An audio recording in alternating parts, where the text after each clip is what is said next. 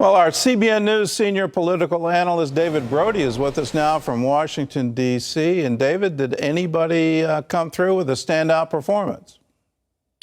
Well, when you use the word standout, Gordon, the answer is no. Did Joe Biden have a good performance? Yes, but of course, good is all relative compared to the first debacle that he had, and then the second debate was less of a debacle, and this one was good, but not great necessarily. As a matter of fact, he was invoking record players at one point. Going back, I thought I was watching a debate in 1977 at some point when he mentioned the word record player. The point is that he was a bit off his game as the debate wore on. And believe me, it wore on. It was close to 3 hours. I thought I'd miss this live shot because of it at some point, but it finally did end.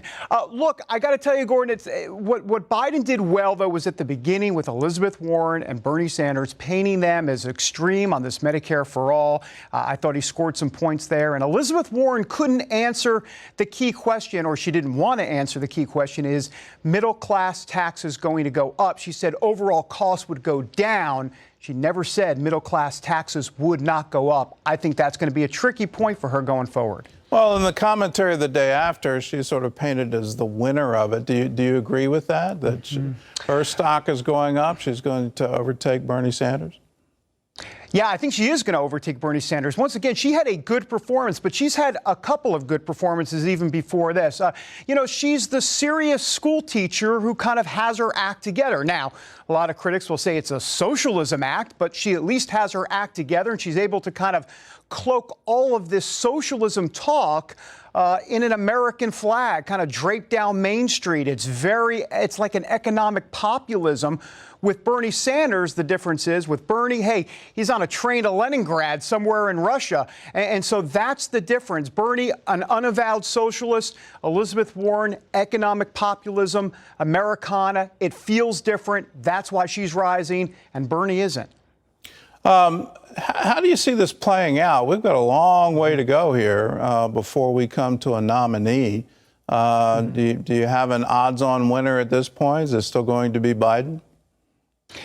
Well, I mean, I think the smart money technically would be on Biden. I don't necessarily see it that way, Gordon. I think Elizabeth Warren's stock is indeed rising. If you look at some of the poll numbers, and this is really interesting, just this last poll that came out, it was a YouGov poll, and, there are a lot of different polls out there, and it showed that Elizabeth Warren and Joe Biden were tied at 24%. I didn't really look at that number. I went to the crosstabs, and inside the crosstabs, it shows whether or not you think this person, this candidate, can beat Donald Trump. 36% of folks, Democrats, believe that Joe Biden can beat Donald Trump inside that crosstab. 33% of Democrats believe Elizabeth Warren can beat Donald Trump. That is very close. Not good news for Biden, because remember, Biden's calling card all along has been he's the guy that can beat Trump. If Democrats start seeing that Elizabeth Warren actually could go toe-to-toe with Donald Trump on stage, which she has shown in these first couple of debates, I think that bodes well for her. It would not surprise me. Don't timestamp this moment, Gordon, or anything, but I can see Elizabeth Warren being the nominee for the Democrats against Donald Trump. That could be the revenge of Pocahontas. It could be. Well, I won't have to timestamp it. I think the internet's going to do that for us. Good point. So you've made your prediction. Now, do you have any context in the Republican camp? Do they have a preferred opponent? Do they want Biden in that seat, or do they want Elizabeth Warren? This has kind of shifted a little bit. I think at the beginning, and they'll never say this publicly, this is all kind of just as I kind of talked to some Republicans in those circles and some folks close to the White House.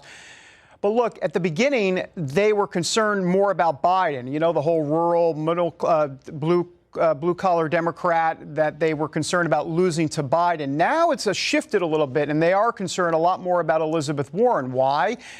She's a better version of Hillary. I mean, she just is. I mean, she's able to make that coherent argument. And here's the thing. When she was talking about trade in the debate on Thursday night, she was really kind of channeling that economic populism. And that concerns a lot of folks in the Republican Party, that she's able to do that pretty well. And most importantly, she's probably the most authentic person on stage. Bernie's definitely authentic, But Elizabeth Warren truly believes this stuff, and she's able to articulate it very, very well, kind of in a school teacher way. I mean, heck, she said she wanted to be a school teacher. That's what she wanted to be her whole life. Well, now she's a school teacher running for president of the United States. And she's doing a very good job at it, very authentic, and she's a true believer, and that translates on the campaign trail.